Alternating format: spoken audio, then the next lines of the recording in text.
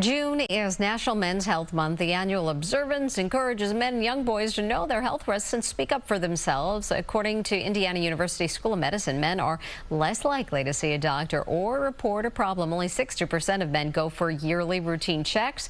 40% won't go at all until something is seriously wrong. Because of statistics like these, it's important more than ever for men to take charge of their health. Joining us this morning to talk about how to do that is Dr. Lamm, the Director of Men's Health at NYU Langone Hospital. Good morning to you. Good to see you, Doctor. Good morning to you. So first things first, what are the main causes of death that men should be concerned about? Well, I mean, health is obviously what their concern should be. And, we know the leading causes of death, most of us know, are heart disease and cancer.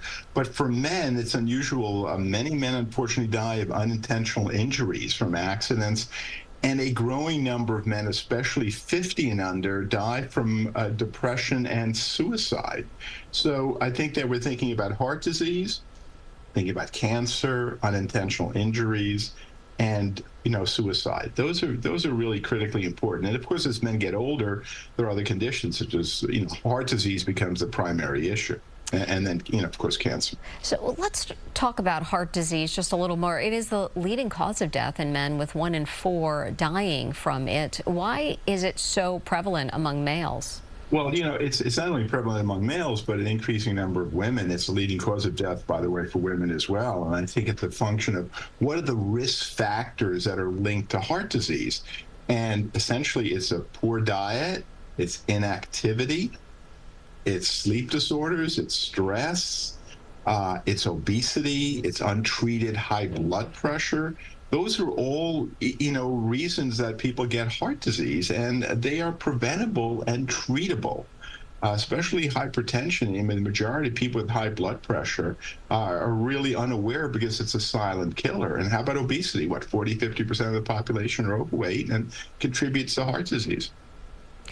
And let's move to another common issue, that's prostate cancer. American Cancer Society estimating nearly 300,000 men will develop prostate cancer this year. Over 35,000 will die from it. Can you tell us about the signs of prostate cancer? Who's most at risk? Yeah, prostate cancer is a silent killer. People don't know they have prostate cancer. It usually doesn't cause any symptoms whatsoever. And unless you actually go to a doctor and have a screening test, such as what they call a prostate-specific antigen, PSA, you won't even know that you're at risk.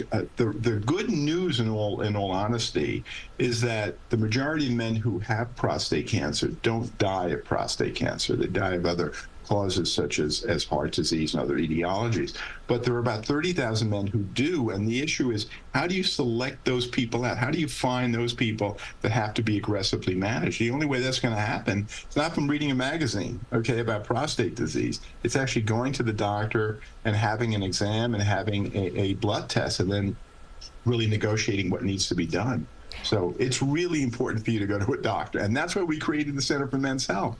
We have 300,000 people coming to us every year. We have young men in their 30s, 35, 40, who are coming for a checkup that never happened before. And where are they going to go? You can't go to an urgent care center for preventive health. You need a doctor. Find yourself a primary care doctor. I mean, you have been touching on it, the things men need to know, especially this month. But before we let you go, what are the top things people can do to lower their risk for any of these health issues?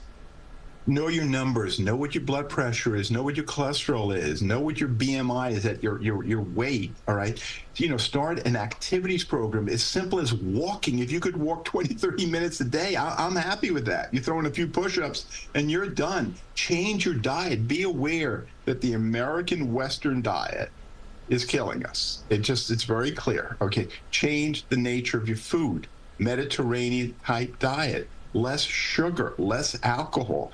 It's something, if you prioritize, you can do, and you can make a difference. We can live to 100, and in a vital way, if you make the changes. Dr. Lamm, thank you so much for joining us. We really appreciate it. Such good advice. My pleasure.